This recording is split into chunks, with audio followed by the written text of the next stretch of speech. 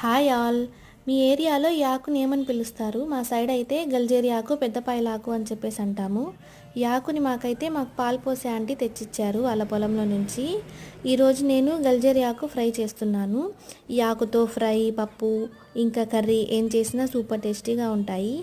మీరు కూడా నేను చేసిన విధంగా ఫ్రై చేసి చూడండి, కంపల్సరీ మీకు నచ్చుతుంది. ఈ తెల్ల గల్జేరి ఆకుతో ఎన్ని బెనిఫిట్స్ ఉన్నాయో తెలుసా మీకు?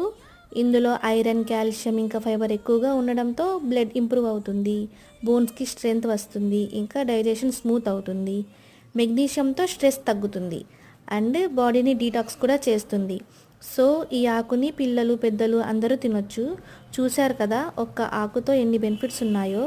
సో వీక్లీ వన్స్ అయినా తప్పకుండా తినండి. చెప్పడం మర్చిపోయా, కిడ్నీ ప్రాబ్లమ్స్ ఉన్న వాళ్ళకైతే ఈ తెల్ల గల్జేరి ఆకు మంచి ఔషధం. సో వీడియో ఇన్ఫర్మేటివ్ అనిపిస్తే ప్లీజ్ లైక్ చేసి సబ్స్క్రైబ్ కూడా చేసుకోండి.